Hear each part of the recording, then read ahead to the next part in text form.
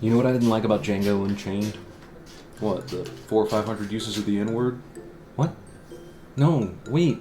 Are we gonna hold this movie about the slave era to our modern political correctness standards? Like, what are the white people in the movie supposed to call black people? Disappointments?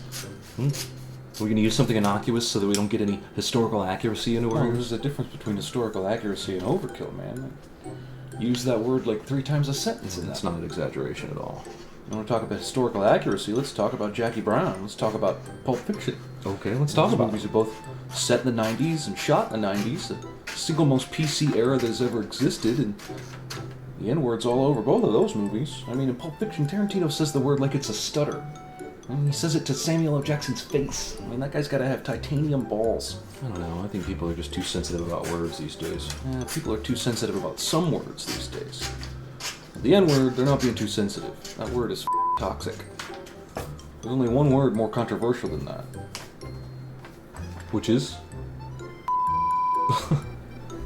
Dude, you do this is all on camera, right?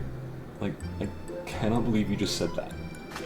Well, if Tarantino can say the N-word to Samuel L. Jackson, then, why can't I say the naughty words and flaunt it? That word isn't naughty, dude. That word, it's apocalyptic. Right, I'm sure Sam Jackson had a conversation. Yeah, Sam Jackson, like he's your buddy. Okay, Samuel L. Mother Jackson. The point is, do you think he would have done the movie if he was offended?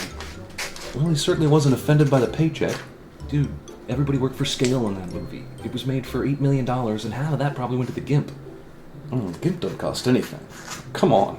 I can have a GIMP here by 5 p.m.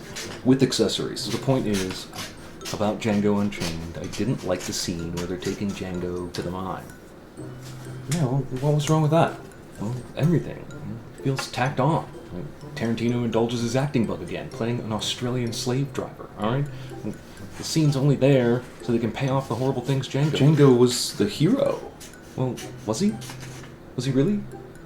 I mean, let's remember he's coming back to save his wife. That's a noble thing. Yeah, it's noble, but think about what he has to do to save his wife. He transforms into this method actor and becoming a black bounty hunter so vilely makes Uncle Tom look like Snow White. Yeah, he had to convince Leonardo DiCaprio. Right, but even after he's convinced DiCaprio and everybody else, he still lets that other black guy get lynched without stopping it. Even though Christoph Waltz is there and offers to pay his own good money to save the guy. He still let it happen. And the only way that pays off is if there's something that happens in the story later on where he can then be vouched for by slaves who can say, he's not with us or he's not one of The us. scene where he's being led to the mine. Yes, you just allowed all this suffering, right? And you let a man die a horrible death just in the event you were being led away to a remote mine. Just in the event other slaves were with you that could vouch for your story. And just in the event the white people believe your story and let you go, then maybe it can pay off and you can go see your wife again. I say, in the end, Django was the thing he was pretending to be. I say, I'd like to see you say that to a group of black people sometime. I don't really know any black people. That's racist. Well, you don't really know any black people either. Yeah, but I don't go around telling everybody about it.